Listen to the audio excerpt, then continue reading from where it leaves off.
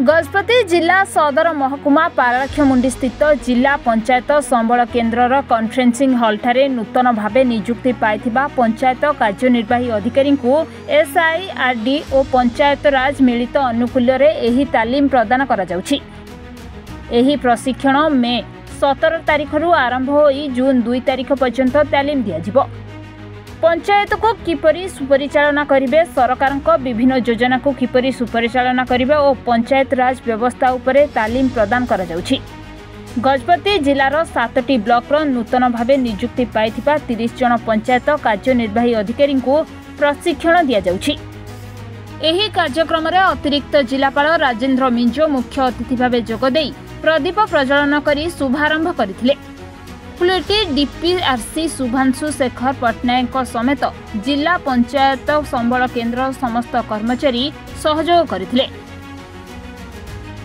हमर गजपति जिले में 30 जन न्यूली अपॉइंटेड PO जॉइन होइछन्ती आ जो मन को हम 15 दिन धरी हमर DPRC हॉल रे कॉन्फ्रेंस हॉल रे हम ट्रेनिंग देबु।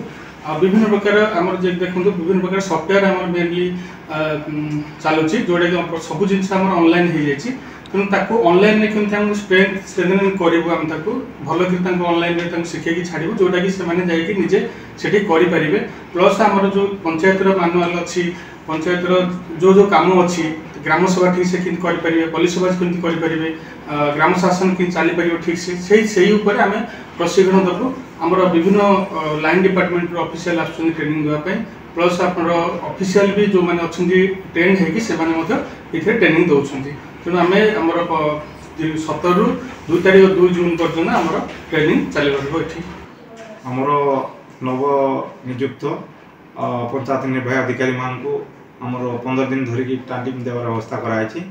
राज्य ग्रामीण प्रतिष्ठान तरफ ट्रेनिंग व्यवस्था कराई जोटा कि जिला परिषद आमर DPRC थ्रू रे परिचालन होमर उद्देश्य मुख्य उद्देश्य है पंचायत राज व्यवस्था रे से माने जो नवनियुक्त होती दायित्व कार्य से सब आम तालीम देवु।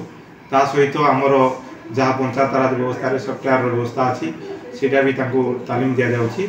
आउ जो विभिन्न से कार्यक्रम कर केमिति अभिज्ञता बढ़ो सीटा आम दक्षता विकास करने 15 दिन कार्यक्रम रखा।